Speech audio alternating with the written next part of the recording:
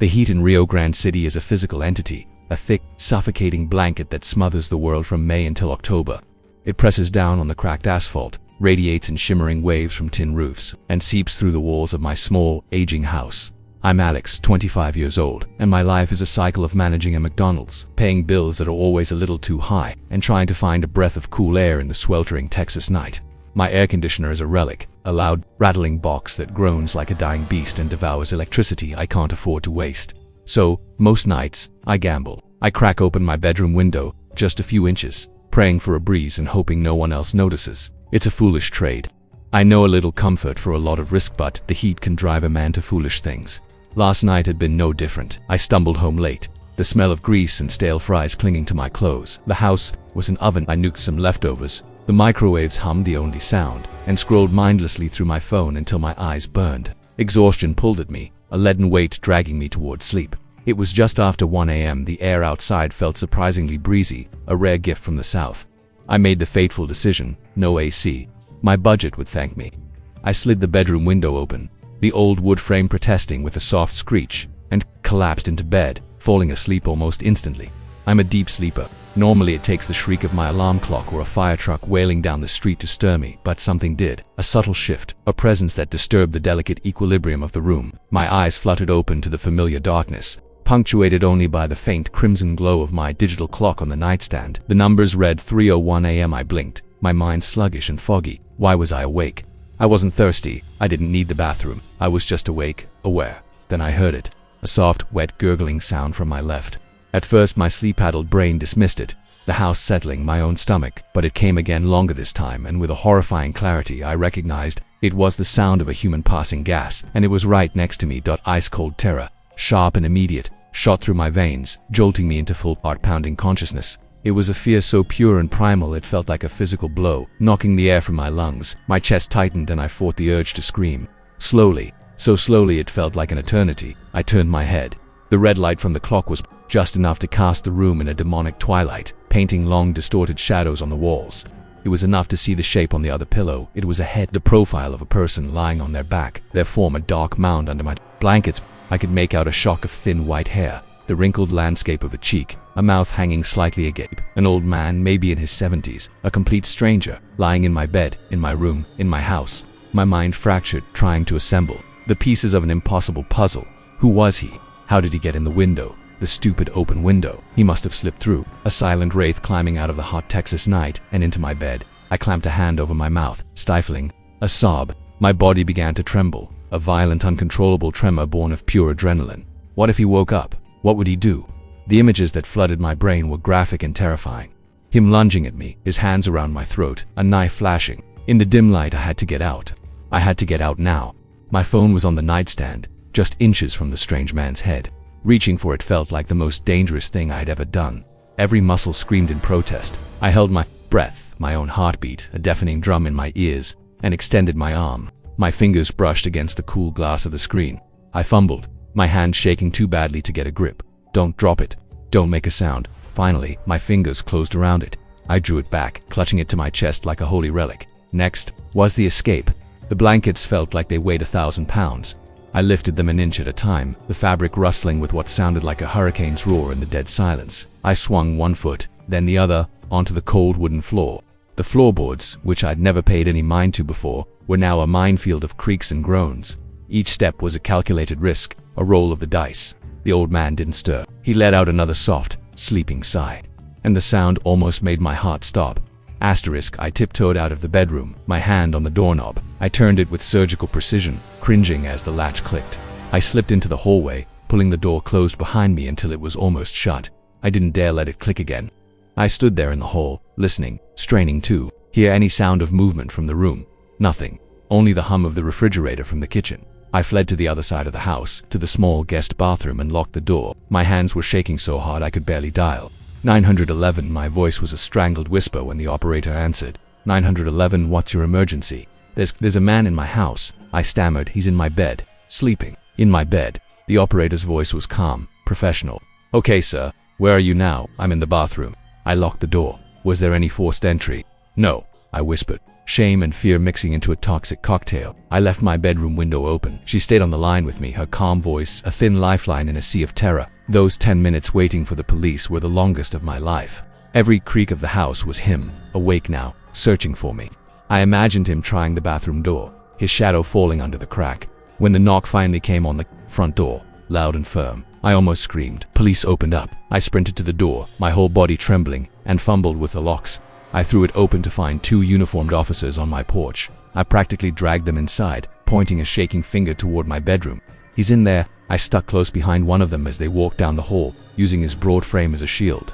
The officer reached into the bedroom and flipped the light switch. The sudden, harsh yellow light flooded the room, making me squint. I braced myself, my heart hammering against my ribs, ready to see the stranger either still asleep or, worse, awake and waiting. But the bed was empty. The covers were disheveled. The pillow where his head had been was slightly indented, but it was gone. We searched the entire house. Under the bed, in the closets, behind the shower curtain, nothing. The house was clear. The bedroom window was still open a few inches, a silent testament to my stupidity. He must have woken up when I left the room. He must have heard me on the phone and slipped back out into the night as silently as he had come in. The officers were sympathetic but firm. "Keep your windows locked, son. Call us if you see him again." I nodded numbly, unable to form words. They left, and I was alone again in my silent, violated house. The silence was worse now. It felt heavy, watchful. I couldn't go back into the bedroom. The thought of lying in that bed again made me feel physically ill. I grabbed a blanket and pillow and made a makeshift camp on the living room couch. Before I even sat down, I went through the house like a madman, checking and rechecking every lock on every window and every door. I even jammed a chair under the front doorknob. Sleep never came. I sat there all night, staring at the windows, my ears straining for any sound. Why my house? Why my bed? The violation of it was what haunted me the most. It wasn't a robbery. Nothing was taken. It was something far more intimate and unsettling. He had chosen to slip into my most private space, to lie inches from me while I slept, to share my air. Was he watching me before he fell asleep? Did he stand over my bed, a dark silhouette in the moonlight, before deciding to lie down? Tonight, I'm still on the couch. I haven't showered or changed. The house feels contaminated. Every gust of wind rattling the windows sends a fresh jolt of fear through me. I keep seeing his face in my mind's eye, the wrinkled skin, the slack jaw. Was he just a harmless, confused drifter looking for a place to sleep? Or was it something more sinister? Maybe he'd been watching my house for days, learning my routine, waiting for me to make a mistake. The thought that he's still out there, somewhere in the suffocating darkness of Rio Grande City, perhaps waiting for another chance, is a poison in my mind. All I can do is keep the windows locked and pray for a sleep that doesn't bring his face with it. But I know, with a chilling certainty, that I will never feel truly safe in this house again. My name is Kyle. Back in October of 2022, I was a 24-year-old senior at the University of Louisville, which is a fancy way of saying I was broke. My life was a frantic juggling act of part-time jobs, late-night study sessions, and surviving on instant noodles. My apartment was sparsely furnished, and my television, a clunky old tube model from the Stone Age, had finally given up the ghost. I needed a new one, but my bank account laughed at the idea. That's when my friend suggested Craigslist. I was hesitant. I'd heard the stories, the urban legends of deals gone wrong, but I was desperate. After a few days of searching, I found it, a nearly new Samsung Smart TV, 55 inches, for a price that seemed like a typo. It was almost too good to be true. The seller called himself James. His texts were normal, even friendly. He was quick to respond, answered all my questions, and sent me several pictures to prove the TV was in perfect working order. In one photo, it was plugged in, the vibrant glow of the Netflix home screen illuminating a generic-looking living room. It felt legitimate. The low price, he explained, was because he was moving out of state on short notice and needed to get rid of everything quickly. It was a plausible story, and I wanted to believe it. We agreed to meet on a Wednesday evening. He suggested a public place, which eased some of my lingering anxiety.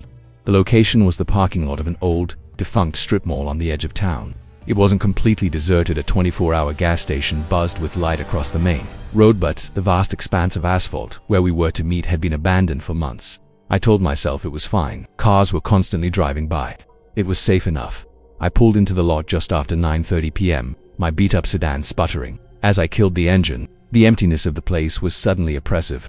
Only a few of the tall sodium lamps were working, casting pools of sickly orange light onto the cracked pavement. The rest of the lot was swallowed by deep, imposing shadows. I parked under one of the functioning lights and checked my phone.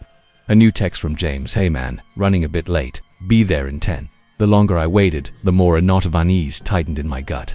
The silence was unnerving, broken only by the distant hum of traffic.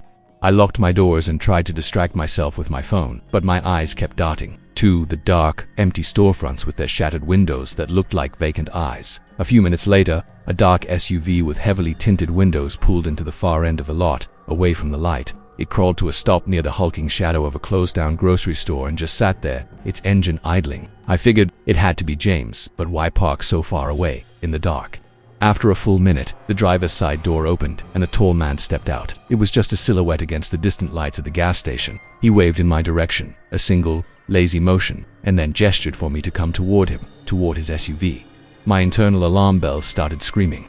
Don't go over there. Make him come to you. Stay in the light. But the thought of that new TV, of finally being able to watch movies without a flickering green line across the screen, was a powerful lure. Swallowing my nervousness, I got out of my car and started walking toward him, my footsteps echoing unnervingly in the empty lot. As I got closer, I saw that he kept glancing around, his head on a swivel, scanning the perimeter as if he were checking for witnesses. I told myself he was probably just as nervous as I was. When he saw that I was truly alone, I saw his posture change. He straightened up, and a subtle shift in his demeanor sent a fresh spike of anxiety through me. I was committed now, though.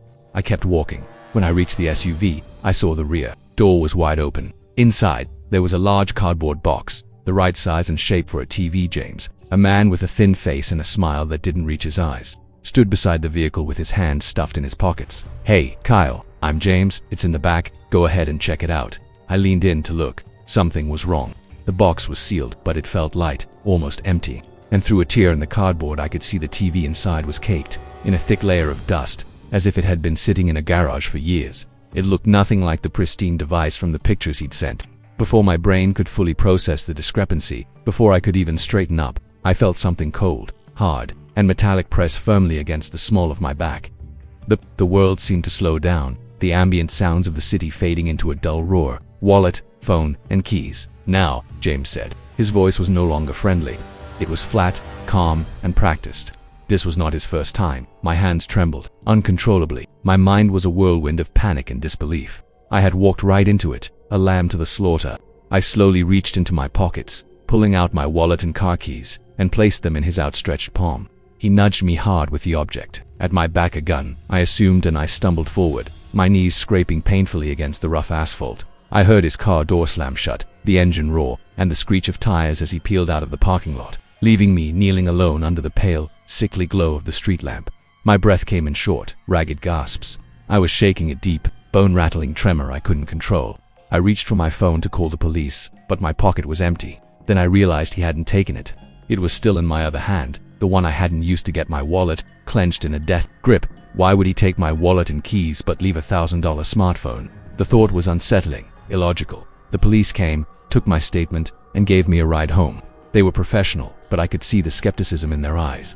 A Craigslist deal gone bad in a dark parking lot. It was a cliche. They had no license plate, no clear description, nothing solid to go on. I knew they'd never find him. The next few days were a blur of canceling credit cards and trying to get a new driver's license. The anger and embarrassment were overwhelming. I felt like a fool. A week later, I was cleaning out my phone, deleting old pictures and messages, wanting to erase every trace of the incident. I came across my text conversation with James. I was about to delete it when I decided to look at the pictures one last time, torturing myself with the image of the TV I'd never owned. I zoomed in on the picture of the TV with the Netflix screen, and then I saw it. Something I had completely missed before. In the glossy reflection of the dark screen, behind the silhouette of James taking the picture, was another figure. It was blurry, distorted by the curve of the screen, but it was unmistakably a person. They were standing partially in shadow, but I could make out a vague outline, and in their hand, they were holding something long and slender. It wasn't a gun. It looked more like a pipe or a crowbar, and my blood ran cold. My heart hammered in my chest. There had been someone else in that SUV, someone waiting in the dark, silent and unseen. I hadn't been alone with James. I had been outnumbered. The realization hit me with the force of a physical blow. The robbery could have been so much worse. The cold thing pressed against my back. What if it wasn't a gun? What if it was just to get me to comply while the other one, the one with the crowbar, got out of the car? Leaving the phone suddenly made a terrifying kind of sense. If they had taken me, if they had forced me into that SUV, a missing phone would have been the first thing the police would have tried to trace. The fear I felt in that parking lot was nothing compared to the dread that consumed me now. This wasn't just a simple robbery, it was a lure, and I had been the fish that swam right up to the hook. I was luckier than I ever realized. For weeks, I couldn't sleep. Every dark SUV I saw on the road made my stomach clench. I started to feel like I was being watched. One night I looked out my apartment window and saw an SUV identical to the one from the parking lot parked across the street, idling in the dark. It was probably a coincidence. It had to be. But as I watched, frozen in fear, the headlights flashed once, a silent acknowledgement, before the vehicle slowly pulled away and disappeared into the night. They hadn't just taken my wallet. They knew who I was, and maybe, just maybe, they were planning to come back and finish the transaction. My name is Matt Reynolds. I'm a junior at the University of Colorado Boulder, and most of my life is a study in beige. I wake up for an 8 a.m. lecture I can barely stay awake in, rush across a campus where I feel like a ghost, and then spend my afternoons entombed in the library, surrounded by the quiet rustle of turning pages. I exchange holo greetings with classmates in the holo quick nod. A vacant hey, but I've never managed to forge a real connection. The loneliness is a constant, low-grade hum in the background of my life. That hum became a deafening roar on my 22nd birthday, December 12, 2023. The realization that I had absolutely no one to celebrate with hit me like a physical blow. The weight of my isolation felt suffocating. On a desperate whim, I decided to do something for myself, something my dad would have wanted me to do. He had always been the one pushing me to explore, to experience the raw beauty of the Colorado wilderness. He passed away a few years ago, and I miss his guidance more than I can say.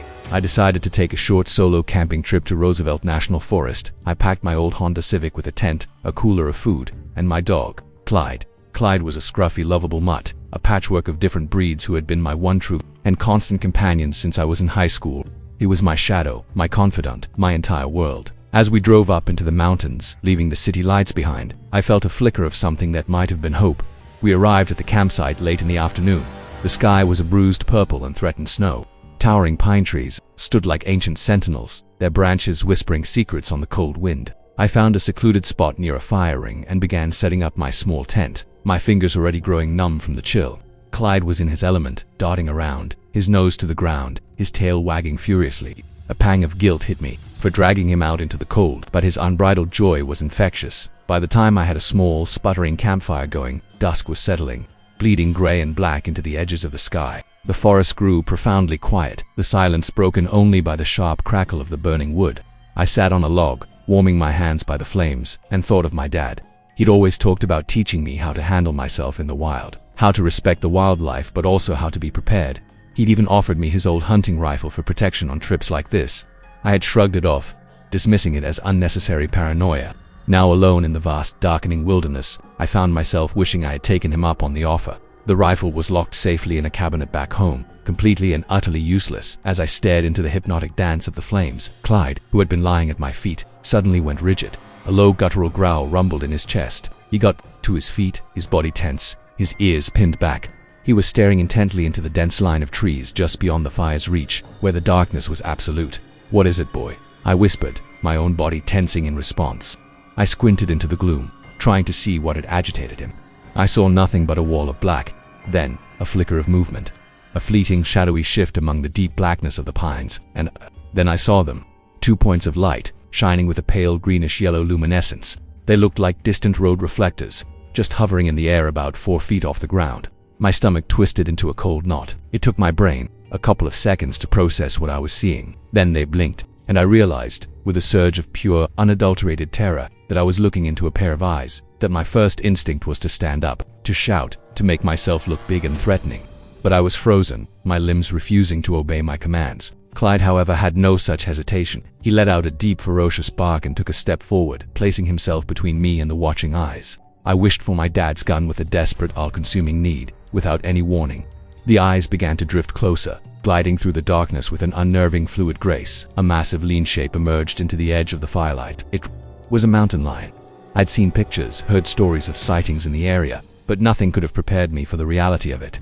It was bigger, more powerful, more terrifyingly real than I could have ever imagined. Its tawny fur seemed to absorb the light, and the muscles in its shoulders and haunches rippled with contained power.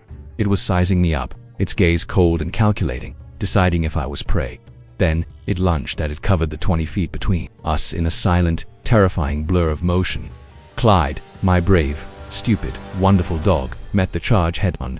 He launched himself at the cat with a furious bark, a desperate attempt to protect me. The next few seconds were a chaotic, horrifying, whirlwind of snarling, spitting, and thrashing.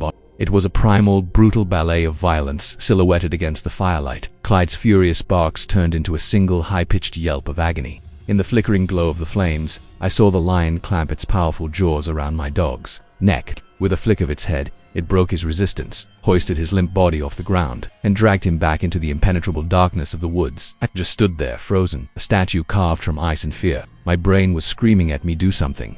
Chase it, yell. But my body was locked in a state of total paralysis. I couldn't move, I couldn't breathe, I couldn't make a sound. The forest grew silent again. The only sounds were my own ragged, gasping breaths and the crackling of the fire. After what felt like an hour, I found my voice. I called Clyde's name, my voice cracking, pathetic. The only answer was the faint, fading rustle of branches as the lion disappeared deeper into the wilderness. I didn't sleep that night. I didn't dare move from the fire ring. I fed the flames obsessively, keeping them blazing, my only pathetic shield against the all-consuming darkness. Tears streamed down my face, freezing on my cheeks. My mind was a torture chamber, replaying the attack over and over again. Clyde's final, pained yelp, the sight of his body being carried away. The guilt was a physical weight, a crushing stone on my chest. He had given his life for me, and I had done nothing.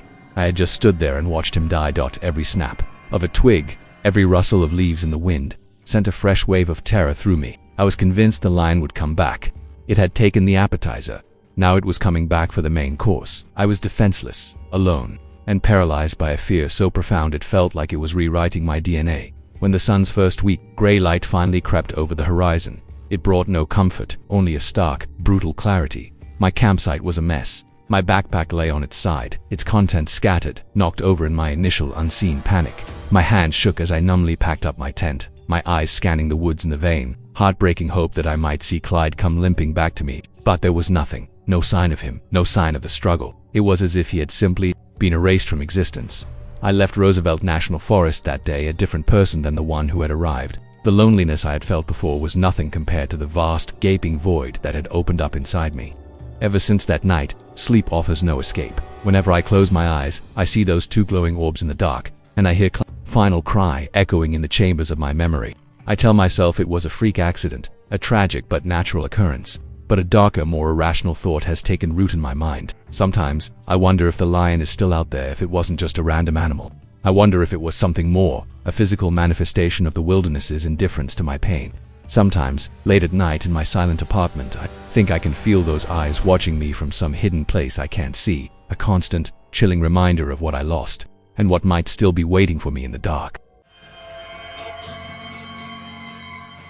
I started writing this down last September, but I couldn't bring myself to finish it. Sharing it felt like admitting how much control I'd lost. Now, I have to tell someone. I live in an apartment complex on the edge of town, a quiet place that backs up to a golf course in a small, dense patch of woods. My unit is on the ground floor, tucked away on a back corner of the building. The design is a bit strange. The building is built into a small hill, so the bottom of my living room and bedroom windows are literally just a few inches off the ground outside. Behind the building, there's a narrow trail that cuts through the trees. My view is mostly just a 20-foot patch of grass before it hits a thick tree line that separates my complex from the houses on the next street over. This story really began last summer, when a family moved into one of those houses, a couple of doors down from my apartment. I say family, but I've only ever seen one person, a middle-aged man, probably in his 50s, with a perpetually blank expression. The first time I noticed him, I was taking my Shih Tzu Harley out to the dumpster shed. He was standing in his backyard, his arms crossed, just swaying gently from side to side. It was bizarre. He looked like a non-player character in an old video game, stuck in an idle animation, waiting for someone to interact with him. Our eyes met across the yard. I gave him an awkward little wave. He just stared, his expression unchanging. I quickly looked down at my phone, pretending to be busy while Harley did her thing, but I could feel his eyes on me the entire time. I told myself he was probably just curious. We both have the same breed of dog. Maybe he was thinking about introducing them, but it was strange that his own dog wasn't out with him. I hurried back inside, an unsettled feeling prickling at the back of my neck, that my younger brother, who lives on the second floor of my building, started mentioning him too.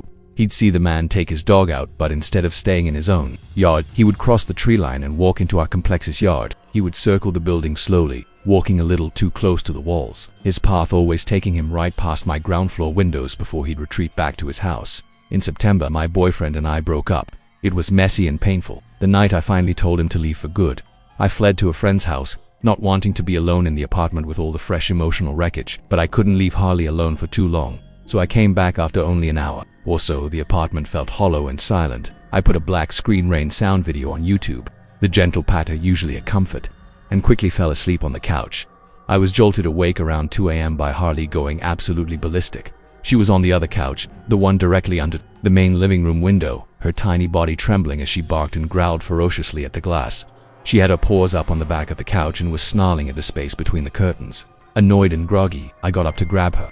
As I got closer, my stomach dropped into a frozen pit of ice. The curtains in my living room are on the thinner side. Normally I can see the faint diffused glow of the streetlights from the next street, over-filtering through them. But now, a large section of the window was completely black. A dark, solid mass was blocking the light, right above where Harley was standing. My heart started hammering against my ribs. I grabbed the TV remote, my hand shaking, and fumbled to shut off the YouTube video. The television was an older model, and it turned off in that retro style where the picture collapses into a single point of light in the center of the screen, before blinking out. For a split second, that collapsing flash of light illuminated the room and the figure outside the window. It was a man, dressed in dark clothes, crouched down, his face pressed against the glass, looking into my apartment. In that brief, horrifying flash, he must have seen me too. I saw a flicker of movement, and then he was gone. I let out a sound somewhere between a gasp and a scream, scooped up Harley, and ran to the kitchen, my mind reeling. I grabbed the biggest knife from the block and locked myself in my bedroom. My first thought was my ex. Was this some kind of twisted, cruel prank? I texted him, my fingers barely able to type. "Were you just outside my window?" He replied almost instantly. "No, what's going on? Are you okay?" I didn't believe him.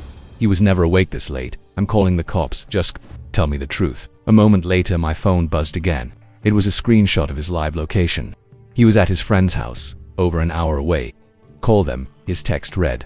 "Please, call them now." I did. The police came, swept their flashlights across the lawn, and found nothing. No footprints on the dry grass, no sign of anyone. They told me they'd keep a car in the area and to call back if anything else happened. But of course, nothing did. The man was gone. For the next couple of weeks, the haunting continued, but in a more subtle, psychological way. Every single night, between 2 and 3 a.m., Harley would start to freak out, growling at the same window. By the time I'd get to the living room, there would be nothing to see, just the empty grass and the faint glow of the streetlights. I started to feel like I was losing my mind.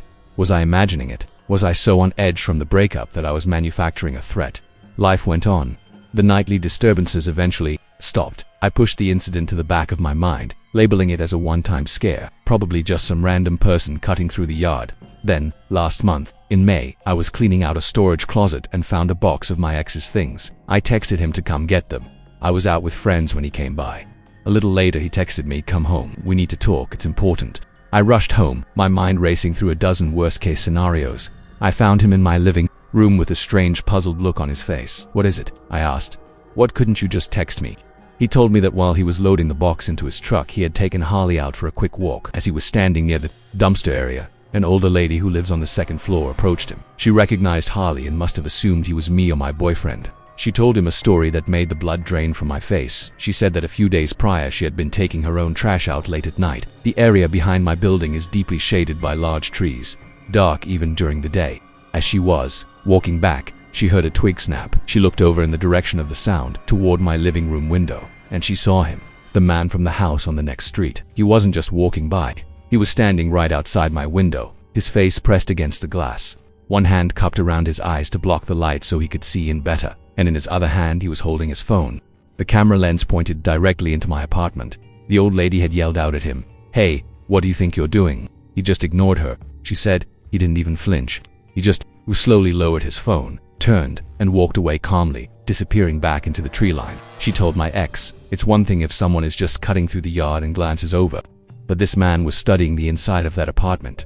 He was recording." I have since bought a security camera, a big obvious one that I have sitting on a table, facing out the window. It's something I should have done months ago, but it doesn't make me feel safe. It just confirms that I was right all along.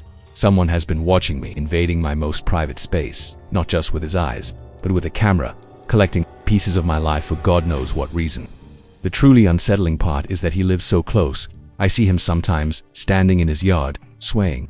And now when he looks over, I know he's not just looking at the building.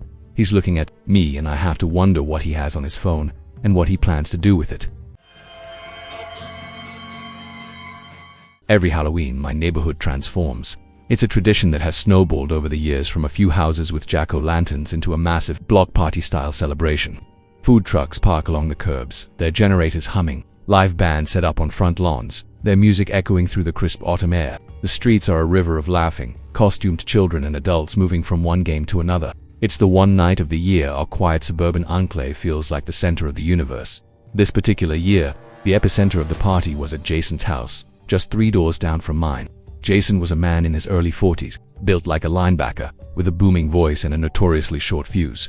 Most of us neighbors knew him as a guy who could go from 0 to 60 in a heartbeat. I'd seen him lose his temper at previous gatherings over things as trivial as a disputed call in a game of cornhole or someone parking partially on his lawn.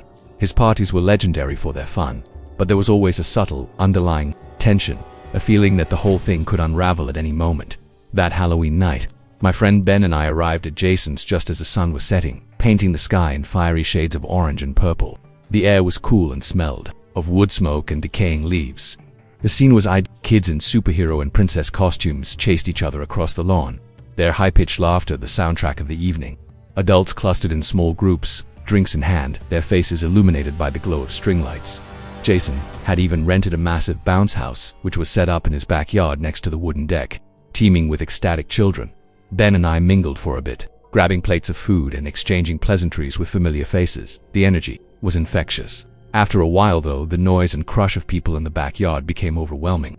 We retreated to the relative quiet of the front yard, leaning against a car and just taking in the scene. It was from this vantage point that I first noticed Fred. Fred was another neighbor, a guy in his early 30s who had carried the reputation of a troublemaker since we were kids. He had an enthusiasm for Halloween that bordered on mania. Tonight he was dressed as a clown, but not a happy clown. His face paint was smudged and smeared from hours of drinking or just pure recklessness, giving him a deranged, unsettling look. He was stumbling through the crowd, laughing too loudly, his movements clumsy and intrusive. He was clearly intoxicated, or perhaps just caught up in his usual brand of chaotic energy. At one point, Fred staggered over to us. He clapped me heavily on the shoulder, his breath a foul mix of beer and something sweet. His eyes were glassy and unfocused.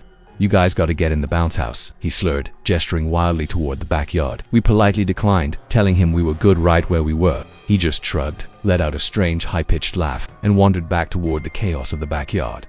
A few moments later, the festive music was punctured by the sound of loud, angry shouting from behind Jason's house. At first I didn't think much of it. It was probably just Jason being Jason. But then, 2 teenage girls burst around the side of the house, sprinting past us with looks of pure terror on their faces. Their eyes were wide, their faces pale. Something was seriously wrong. Ben and I exchanged a worried glance and immediately started heading toward the backyard. As we rounded the corner of the house, a scene of chaos met our eyes. The music was off, people were scattering, their faces masks of fear and confusion. The joyful atmosphere had evaporated, replaced by a thick, palpable dread. My stomach tightened into a painful knot as I saw the cause of the panic. There, in the middle of the yard, stood Fred. He was breathing heavily, his clown-painted face twisted into a mask of pure, unadulterated rage. It was a nightmarish visage, and in his hands, held across his chest, was a real AK-47 rifle. The sight was so incongruous, so utterly unbelievable, that my brain struggled to accept it. A clown with an assault rifle at a children's Halloween party. It felt like a scene from a twisted, surrealist film. The pieces of what had happened started to trickle in from the panicked whispers of the people hiding around us. Fred, in his drunken state, had climbed into the bounce house and started getting rough, scaring the little kids inside. Jason, his temper predictably flaring, had confronted him.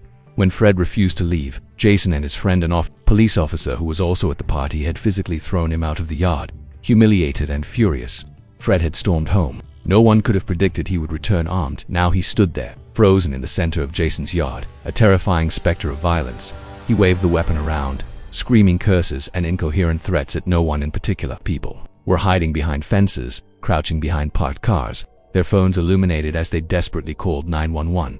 The silence was deafening, broken only by Fred's enraged shouts and the distant, oblivious sound of another neighbor's party. Music minutes crawled by like hours. I was paralyzed by the fear that at any second, he would just start shooting, spraying bullets indiscriminately into the crowd. Finally, the blessed, unmistakable flash of red and blue lights pulsed through the trees. Police cars screeched to a halt at the end of the street. Officers rushed into the backyard, weapons drawn, their voices firm and authoritative, creating a perimeter. "Drop the weapon, put it on the ground." Now, for a terrifyingly long moment, Fred hesitated. He looked at the rifle in his hands, then at the police officers surrounding him, a look of confusion warring with the rage on his painted face. It felt like the entire world held its breath. Then, as the officers advanced on him, he finally, slowly, set the gun down on the grass. The police swarmed him, and the incident was over. No shots fired, no one hurt. We had narrowly, miraculously, escaped a tragedy. The party died an instant. Silent death. The food trucks packed up, neighbors quietly herded their wide-eyed children, home whispering in anxious hushed tones. The festive orange lights now seemed to cast a sickly, ominous glow. Years have passed since that night. Fred went to jail. The neighborhood parties continue, an attempt to reclaim the tradition, to pretend that the fabric of our safe little world wasn't torn apart that night. But for me, and for everyone who was there, it's never been the same. Every Halloween, as the decorations go up, the memory of that night returns. The image of the enraged clown with the assault rifle is burned into my mind, a chilling reminder of how quickly the mundane can curdle into the monstrous, and how thin the line between a celebration and a massacre truly is. My name is Ethan. When I first started high school, the entire world felt new and exciting. The building itself was a sprawling labyrinth of hallways and classrooms, a universe unto itself. But there was one part of that universe that was strictly off-limits: the old West Wing. It had been shut down for years, condemned after a fire, and it loomed at the edge of the campus like a forgotten tomb. The doors were chained, the windows boarded up. Of course, that only made it more alluring. Rumors about the West Wing were a currency among the students. They were traded in hushed tones in the hallways and whispered across cafeteria tables. People said it was haunted. They talked about strange lights seen in the boarded-up windows, about disembodied voices echoing in the abandoned halls. No one ever discussed it openly, but the legend was always there, hanging in the air. My curiosity naturally was piqued. My two best friends were Jude and Matilda. Jude was a thrill-seeker, always pushing the boundaries. Matilda was more pragmatic, the voice of reason, but she had a weakness for a good mystery. I knew they were the only ones I could pitch my crazy idea to. One day at lunch I leaned in close. "Have you guys heard the stories about the West Wing?" Matilda rolled her eyes, but I could see a flicker of interest. "Everyone's heard the stories. Ethan, they say it's haunted by the students who died in the fire." Jude grinned, a glint in his eye. "You guys don't actually buy that stuff, do you?" "I don't know," I said, my voice barely a whisper. "But what if we checked it out? What if there's actually something there?"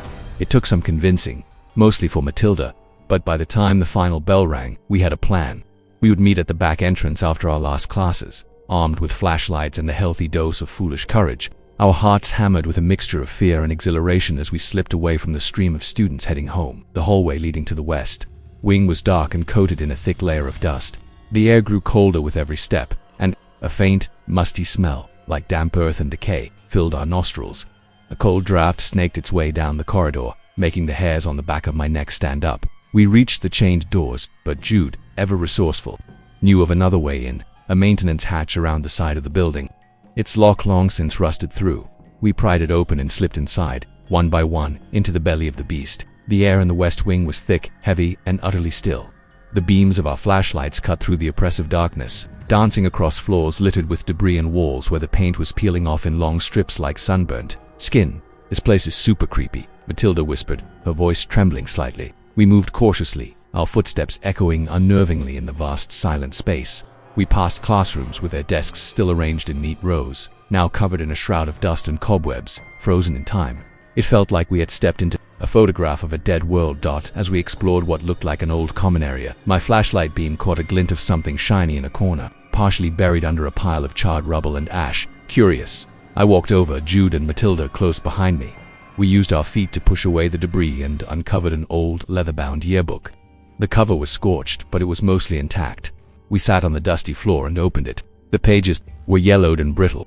We saw the faces of students from a bygone era, their smiles frozen in black and white, full of life and promise. Then, we stumbled upon a page that made the air grow colder still. It was a memorial page, dedicated to the 5 students and 1 teacher who had lost their lives in the fire of 1987. There were their school pictures, their names printed beneath them: Sarah, Michael, Jessica, David, Emily, and Mr. Abernathy. A few years back, Matilda said, her voice strained. "Ethan, this fire happened almost 40 years ago." Just as she said it, we heard a noise from down the hall. A low, groaning creak like a heavy door slowly moving on rusty hinges. We froze, our flashlight beams snapping in the direction of the sound. We saw the maintenance hatch we had entered through, which we had left propped open, slowly swing shut with a final, definitive boom, plunging us into absolute suffocating darkness. "Did you do that?" Jude's voice was sharp with panic. "No," Matilda and I said in unison. The air suddenly felt heavy, charged with an unseen energy. Matilda's flashlight flickered and died. She shook it frantically. "Guys, we need to leave. Right now." As we scrambled to our feet, a sudden, violent gust of wind swept through the sealed room, extinguishing my flashlight and Jude's in quick succession. We were plunged back into total blackness. "This isn't funny, Jude," I yelled, my voice shaking. "It's not me," he shot back. Then, we heard it. A whisper. It was faint at first, a sibilant hiss that seemed to come from all around us. It grew louder, closer, resolving into distinct words. It wasn't just a single voice. It was many, whispering over each other, a chorus of ghostly pleas. "Help! Us so cold. Can't get out." Then, a single, clear voice whispered directly in my ear. A voice that sounded like a young girl. "Ethan." Terror, absolute and overwhelming, seized us. Our instincts took over. We bolted, running blindly through the darkness. We crashed into desks, stumbled over debris, our frantic, panicked breaths echoing in the haunted space. We were screaming now, all three of us, as the whispers followed us, swirling around us, calling our names. We finally crashed into a wall, fumbling along it until we found a door. It was locked. We pounded on it, screaming for help, knowing no one could hear us. Then Jude, in a fit of adrenaline-fueled panic, threw his shoulder against it. The old wood splintered and gave way, and we tumbled out into another dark hallway. We could see a faint light at the far end, a window that wasn't boarded up. It was our only hope. We ran toward it, the whispers seeming to fade behind us. We reached the window, smashed the glass with a loose piece of wood, and scrambled out, cutting ourselves on the jagged edges, not even feeling the pain.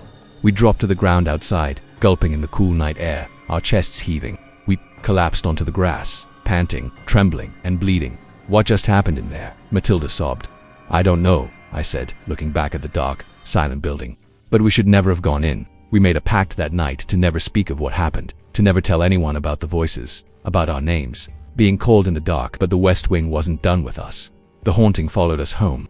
For weeks, Matilda would hear faint whispers in her empty house. Jude developed a crippling fear of the dark, sleeping with every light on. And me, I started seeing her, Sarah, the girl from the yearbook.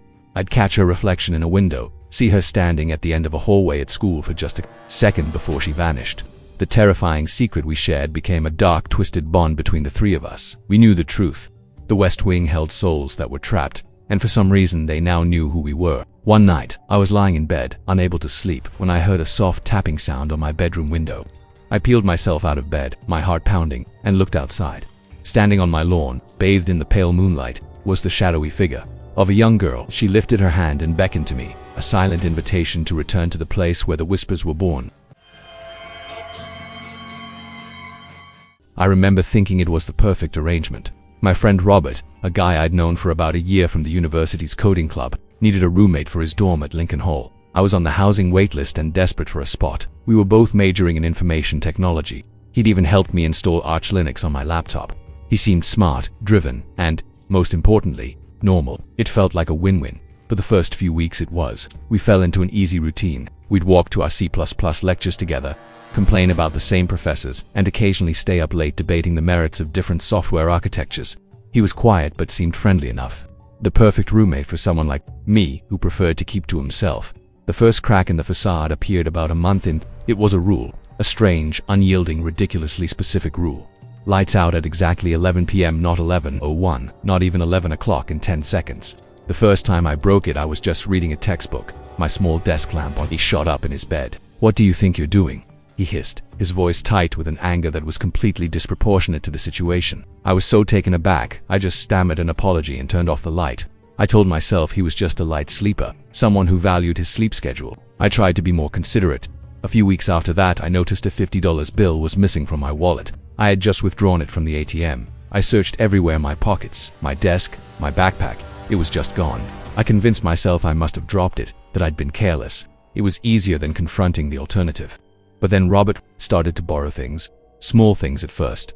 My bus pass, my expensive noise-canceling headphones. He was always full of promises to return them, to pay me back. He suggested I buy expensive items for him, like a new graphics card, promising he'd Venmo me the money later. The bus pass incident was a turning point. He'd promised to return it in 3 days. On the 4th day, I needed it for a job interview at a McDonald's across town. I asked for it back. He just shrugged. "I'm still using it?" I asked, again, more firmly. He ignored me. I must have asked him 20 times that day, my requests growing more desperate as my interview time approached. He treated it like a game, a test of my patience.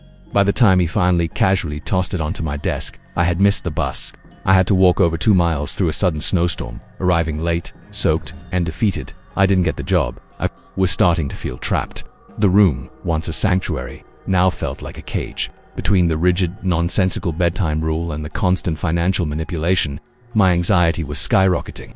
I have a history of PTSD from a bad situation in my childhood, and the feeling of being controlled and powerless was triggering it in the worst way. But I tried to give him the benefit of the doubt. I knew from a brief conversation that he had just started a new set of medications for a mood disorder. I told myself this wasn't the real Robert. It was a side effect. Things only got worse. We both had handheld gaming consoles. I had just bought a brand new Nintendo 3DS, my one big splurge for the semester. Robert had an older 2DS and was obsessed with the idea of a trade. He promised that if I gave him my 3DS, he'd give me his 2DS plus cash to make up the difference. We agreed to do a system transfer to move our data. To do that, I foolishly let him hold both devices. Days passed. The transfer was never done. He just kept both consoles. He'd sit on his bed playing my 3DS, completely ignoring me when I asked for it back. That was the final straw. The casual, brazen theft of something so valuable was too much to ignore. I threatened to call the campus police. He just scoffed, a smug little smile on his face. It's a civil matter, they won't do anything. He was right about that part, but I called them anyway.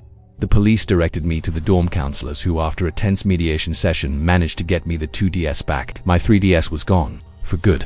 Robert claimed he'd lost it. The night after the mediation, I was at my desk, trying to study, when Robert stormed into the room. He didn't say a word. He just slammed the door with such incredible force that the posters on my wall fell down and my desk shook. He didn't touch me. He didn't threaten me physically. But the sheer, unrestrained fury in that one action sent me into a full-blown panic attack. The violence of it was terrifying. My heart hammered so loudly I was sure he could hear it. I froze in my chair, my vision tunneling.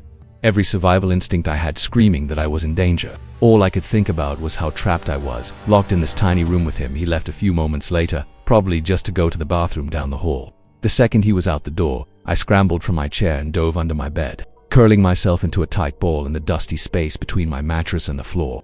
I stayed there, trembling, for what felt like hours. I was terrified he would come back and the silent, intimidating rage would escalate into something physical. When the morning light finally crept in and I heard him leave for his morning class, I crawled out, my body cramped and sore. My mind was made up I couldn't stay there another night.